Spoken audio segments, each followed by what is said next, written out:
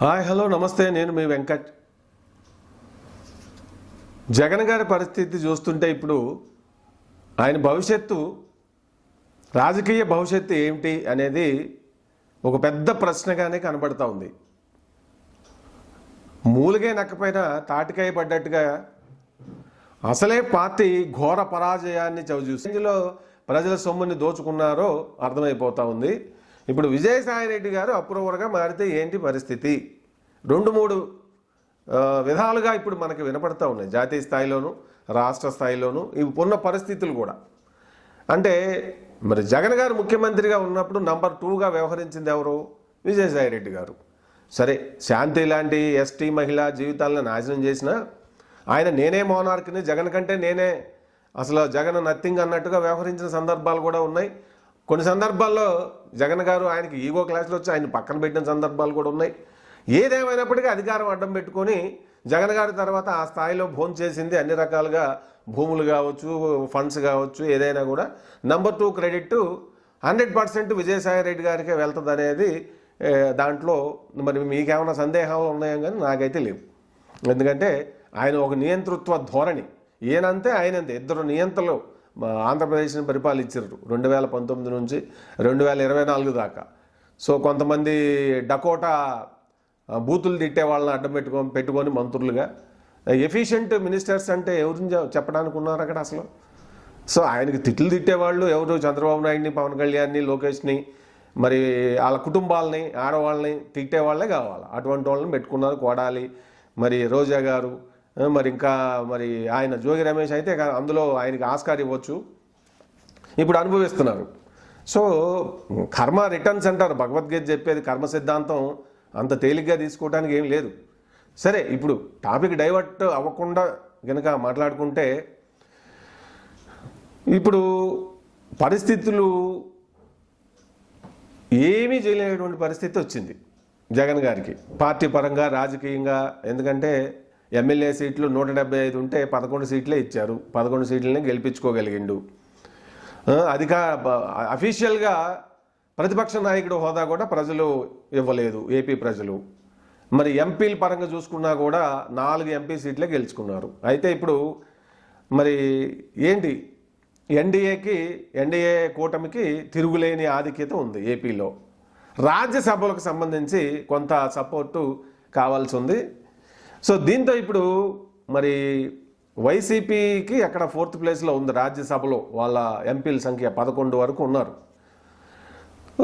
కాబట్టి వాళ్ళు కూడా పార్టీ ఘోరంగా ఓడిపోవడంతో, ఆ పార్టీకి గుడ్విల్ పోవడంతో వాళ్ళు కూడా పార్టీ మారే క్రమంలో ఉన్నారనేది తెలుస్తూ ఉంది. దానికి కథా, స్క్రీన్ ప్లే, డైరెక్షన్ అంతా కూడా విజయసాయిరెడ్డి గారు చేస్తున్నారు అనేది ఒక వెర్షను. నువ్వు సేఫ్ అవ్వాలి అంటే ఎవరో విజయసాయిరెడ్డి గారు, నువ్వు చేసిన ఇప్పుడు ఆల్రెడీ ఆయన కూడా భూములు, దేవాదాయ భూములు కావచ్చు, వైజాగ్లో అనేక రకాల స్కాముల్లో ఆయన హస్తాలు ఉన్నట్టుగా తెలుస్తూ ఉంది. సో జనరల్గా జాతీయ పార్టీల్లో ఏం చేస్తారు, వీళ్ళంతా తప్పుకోవడానికి అటువైపు తీర్థం పుచ్చుకొని కేసుల నుంచి కాపాడుకోవడానికి ఇది చేస్తూ ఉంటారు. అట్లనే ఇప్పుడు విజయసాయిరెడ్డి గారిని కూడా ఇటు కూటమి ప్రభుత్వము, అటు బీజేపీ, మెయిన్ కూటమి, ఏపీలో కూటమి ప్రభుత్వం నువ్వు బయటపడాలి, నీ మీద నువ్వు బయట ఉండాలి అంటే ఖచ్చితంగా నువ్వు అప్రూవర్గా మారాలి. అంటే నువ్వు బీజేపీలోకి వెళ్ళిపోయి నువ్వు జగన్కు సంబంధించినటువంటి రహస్యాలన్నీ నువ్వు కూడా అందులో భాగస్వామి కాబట్టి మొత్తం A to Z చెప్పాలి. చెబితేనే నీకు మినహాయింపు ఉంటుంది, నువ్వు బయట ఉంటావు. లేకపోతే నువ్వు కూడా ఇద్దరు కలిసి ఒకే ఇదిలో ఉంటారు జైల్లో అన్నట్లుగా ఇంకొక వెర్షన్ వినపడుతుంది. మరి ఆయన బయట ఉండడం కోసం ఆయనకున్న ఇప్పుడు పరిస్థితులు ఎట్లున్నాయి? ఇప్పుడు అక్కడ దొరికిపోయిండు. శాంతి ఎస్టీ మహిళ విషయంలో వాళ్ళ కుటుంబాన్ని నాశనం చేసి ఆమెను లొంగ తీసుకొని ఆమెని ఉద్యోగంలో అర్హత లేకపోయినా ఉద్యోగం ఇచ్చి అడ్డం పెట్టుకొని కోట్లాది రూపాయల భూములు, దేవాదాయ డిపార్ట్మెంట్కు చెందిన భూములు భోంచేసిన పరిస్థితి ఆయనలో ఉంది, ఆయనకు ఉంది, ఆయన మీద ఉంది, మెడ మీద కత్తి ఉంది. ఇప్పుడు ఉచ్చులు బిగిస్తూ ఉన్నారు ఎక్కడికక్కడ.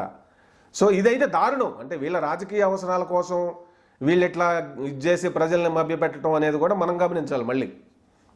ఇప్పుడు రోజా గారు ఏంది చూస్తున్నాం మనం, హాయిగా అన్ఫాలో చేసింది వైసీపీ నుంచి, ఆ ఫోటోలు గిటోలు అన్నీ తీసేసి తమిళనాడులో అక్కడ మళ్ళీ కొత్తగా పొలిటికల్ దుకాణం తెరిచే ప్రయత్నాలు చేసుకుంటుంది. అటు డిఎంకేనో లేదంటే విజయ్ గారు పెట్టినటువంటి కొత్త పార్టీకో లేదంటే ఏఐడిఎంకి, ఎటు వీలైతే అటు.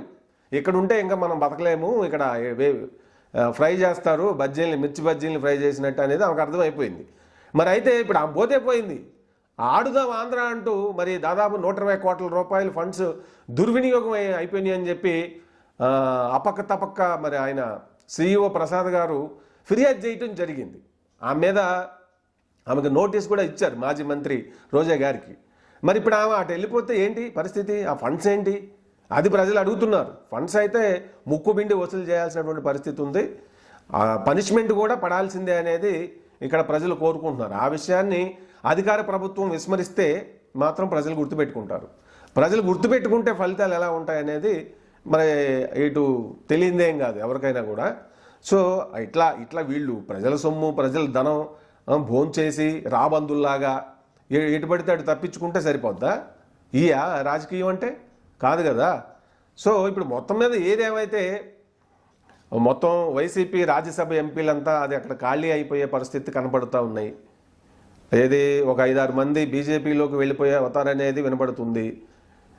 11 మందిలో వైవి సుబ్బారెడ్డి గారు అలాగే విజయసాయి రెడ్డి వీళ్ళిద్దరే గట్టిగా నిలబడతారు అనేది ఇంకొక వెర్షన్. ఇక్కడ జగన్ గారితో పాటు కాదు, ఆయన్ని కేంద్రంగా చేసి ఆయన్ని అప్రూవర్గా మార్చి జగన్ని ఆయన చేసినటువంటి పరిపాలనలో స్కామ్లన్నింటినీ బయట పెట్టించి ఆయన్ని మరి చట్టరీత్యా శిక్షించాలి అనే దానికి సంబంధించిన అటువంటి ఒక ఇది కూడా నడుస్తూ ఉందనేది ఇంకొకటి.